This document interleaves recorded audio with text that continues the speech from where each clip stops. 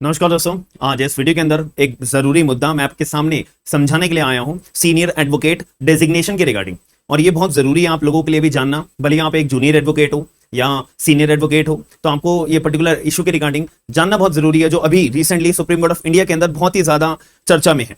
तो मामला क्या है कि आप लोगों को पता होना चाहिए, या जिन लोगों को पता भी है, कि सीनियर एडवोकेट का एक डेजिग्नेशन या एक पोस्ट या एक टैग, पोस्ट तो नहीं बोल सकते, इसको एक टैग दिया जाता है कि एक पर्टिकुलर वकील साहब है जो पर्टिकुलर हाई कोर्ट के अंदर या सुप्रीम कोर्ट ऑफ इंडिया के अंदर प्रैक्टिस कर रहे हैं। उनका बहुत अच्छा एक्सपीरियंस है, बहुत अच्छा उनका प्रैक्टिसिंग एक्सपीरियंस है, अपीयरेंस उनकी बहुत अच्छी है, बहुत अच्छी नॉलेज है, एंड एज वेल एज एक अपने प्रोफेशन के अंदर वो एक अच्छी नॉलेज और एक अच्छा औहदा रखते हैं।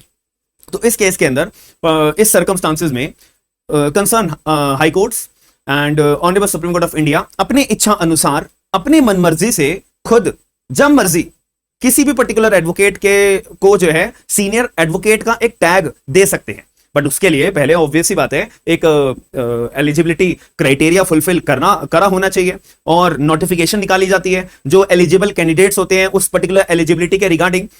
तो वो सभी लोग एडवोकेट्स अपना अप्लाई करते हैं, फिर कंसर्न हाई कोर्ट्स या फिर सुप्रीम कोर्ट ऑफ इंडिया उन सभी एडवोकेट्स को रिव्यू करते हैं, उनके वर्क को रिव्यू करते हैं, उनके एक्सपीरियंस को रिव्यू करते हैं, उनके प्रैक्टिसिंग एक्सपीरियंस को भी रिव्यू करते हैं। बहुत सारी चीजें उनका चेक करा जाता है। उसके बाद में फिर एट द एंड सारे के सारे concern high courts as well as supreme court कुछ उनमें से चुनिंदा जो पूरी की पूरी पर्टिकुलर लिस्ट होती है, उनमें से कुछ एडवोकेट्स को या सभी एडवोकेट्स को, डिपेंड करता है, सीनियर एडवोकेट का एक टैग दे दिया जाता है।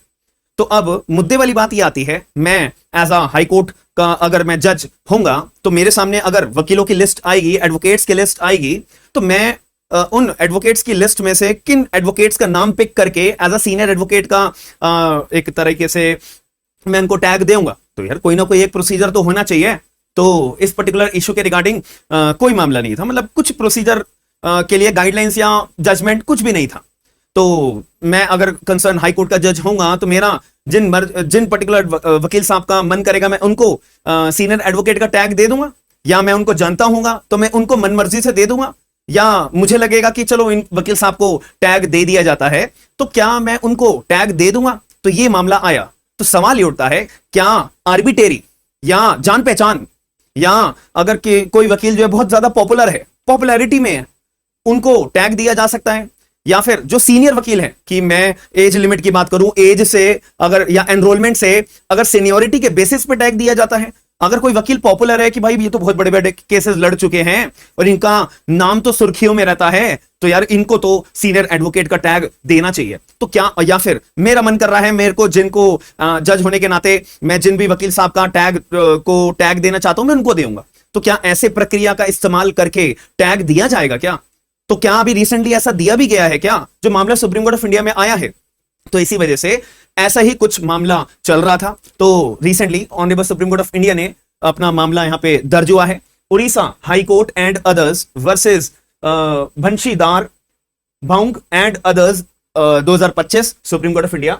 तो यहां पे ये पूरा का पूरा यहां पे ऑर्डर पास करा गया है, जजमेंट पास करा गया है। तो honourable supreme court of India के लिए हमारा कोई 20 पेज का जजमेंट है, इसमें पैरा नंबर 19 और पेज नंबर 19 के ऊपर आ जाओगे तो आपको पूरी मुद्दे की बात समझ में आएगी, पैरा नंबर 19 के अंदर। और ये जजमेंट की कॉपी ना आपको मेरे टेलीग्राम ग्रुप के ऊपर मिल जाएगी, और जिन लोगों ने अभी तक टेलीग्राम ग्रुप ज्वाइन नहीं करा है तो आप लोग ज्वाइन कर लीजिए।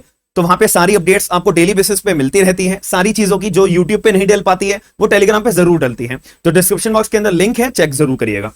तो मुद्दे की बात पे आते हैं। तो यहाँ पे honourable supreme court of India ने कहा यार ये तो गलत है, ऐसे नहीं होना चाहिए कि जज साहब का जिनका मन करेगा उनको टैग दे देंगे, जज साहब का जिन वकीलों को टैग नहीं देने का मन है उनको नहीं देंगे, या जज साहब को अगर लगेगा अरे ये वकील साहब तो बहुत पॉपुलर है, इनका नाम तो मैंने बहुत बार सुना है, न्यूज चैनल्स में इनको बहुत बार देखा है, एक्सेट्रा एक्सेट्रा, तो मैं इनको दे देता हूं। तो ये सब सुप्रीम कोर्ट ऑफ इंडिया ने बोल दिया, सब बातें गलत है, ऐसे नहीं दिया जाएगा।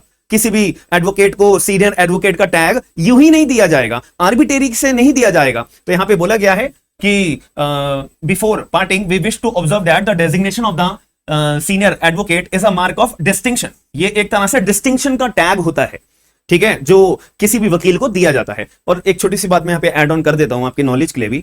देखो, सीनियर एडवोकेट का टैग मिलने से कोई सैलरी नहीं मिलती, कुछ मतलब कुछ बेनिफिट नहीं होता, बट ये होता है एक टैग लगता है ना, तो हम वकील के प्रोफेशन में, हम एडवोकेट्स के प्रोफेशन में एक टैग की बहुत बड़ी वैल्यू होती है। तो ये टैग अगर आपको मिलता है ना, तो इससे ना आपको अपने आप को रिप्रेजेंट करने के लिए एक अलग से एक आपका नाम, फेम या एक पॉपुलैरिटी या आपको केसेस मिलने के और अच्छे केसेस मिलने के अनुमान ये होते हैं। तो आप किसी को भी रिप्रेजेंट करोगे तो आप एडवोकेट नहीं बोलोगे, आप बोलोगे मैं सीनियर एडवोकेट हूं, मेरे पे उसका डेजिग्नेशन है, मेरे पे उसका टैग है जो ऑनरेबल हाईकोर्ट के द्वारा या honourable supreme court of India के द्वारा मुझे दिया गया, और इससे आपका फीस के अंदर भी इंक्रीमेंट होता है। एक ऑब्वियस ही बात है, आपने इतनी मेहनत करी है, इतना एक्सपीरियंस गेन करा है, इतनी केसेस डील करे हैं, तो उसके लिए ये तो वर्थ है यार, ये टैग तो वर्थ है, इसलिए तो लड़ाई है, इसीलिए तो इस टैग की लड़ाई है, जब भी तो मामला सुप्रीम कोर्ट ऑफ इंडिया के अंदर आया है। तो आप इसकी ये मत समझो कि भाई इससे तो मेरे को पैसे मिलेंगे या सैलरी मिलेगी। जो कंसर्न, जो हमारे नए नए जो एडवोकेट्स आते हैं उनके मन में डाउट आता होगा, तो इसलिए मैंने उनको ये क्लैरिफाई करा है। ठीक है जी। तो डेजिग्नेशन जो होता है वो एक डिस्टिंक्शन होती है, और एक्सेप्शनली उसी व्यक्ति को या उसी एडवोकेट को मिलेगी जिसके पास एक्सेप्शनली लीगल एक्सपीरियंस होगा, एक्सेप्शनली उनकी एडवोकेसी होगी, उन्हीं को मिलेगा।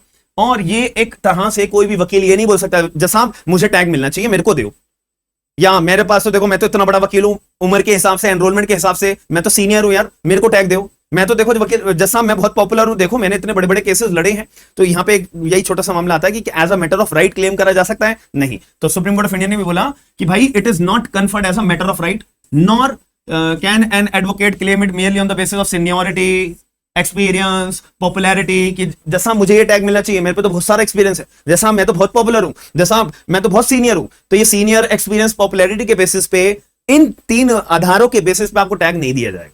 आपका बैकग्राउंड भी, केसेस भी, बहुत सारी चीजें, पूरा आपका बैकग्राउंड चेक करा जाएगा, उसके बेसिस पे जैसा आप जो है डिसाइड करेंगे कि आपको टैग मिलना चाहिए या नहीं। प्लस यहां पे एक बात और बोली गई है कि यहां पे जो है आर्बिट्रेरी डिसीजन नहीं लिया जाएगा। ठीक है, तो आर्बिट्रेरी तरीके से, जैसे मैंने आपको एग्जांपल दिया था, या कोई फेवर, ठीक है, फेवर, जैसे कि मैं एक जज हूं तो मैं आर्बिट्रेरी अपनी मनमानी तरीके से किसी को टैग नहीं दूंगा। मैं अगर जज हूं तो मैं मनमानी तरीके से किसी वकील साहब को फेवर करने के लिए ये टैग नहीं दूंगा, तो ऐसे टैग ये नहीं दिया जाएगा भाई। ठीक है, तो ये honourable supreme court of India ने अपना जजमेंट पास करने के बाद ये जो लंबी लड़ाई थी ना, तो इसको अपना आप में एक तरह से इस लड़ाई को शट डाउन कर दिया है कि अब जब टैग दिया जाएगा तो केवल सीनियरिटी और अपना पॉपुलैरिटी, एक्सपीरियंस और एज अ कोई भी वकील as a matter of right claim नहीं कर सकता है। तो ये honourable supreme court of India ने ये मामला अपना क्लैरिफाई करा है। तो आपका क्या मानना है इस टैग के रिगार्डिंग और इन बातों के regarding, honourable supreme court of India के जजमेंट या पैरा नंबर 19 के पढ़ने के रिगार्डिंग आपका क्या मानना है? एक बार मुझे कमेंट बॉक्स के अंदर जरूर बताइएगा अपना पॉइंट ऑफ व्यू।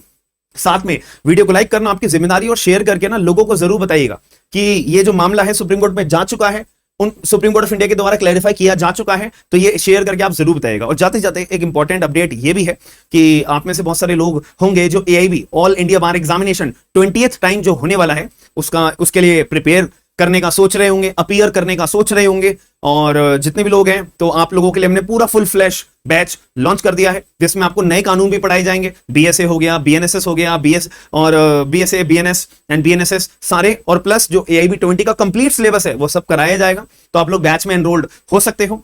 और हमारा जो एप्लीकेशन है स्मार्ट एंड लीगल गाइडेंस, आपको यहां भी दिख रहा होगा, ये पोस्टर भी दिखाई दे रहा होगा।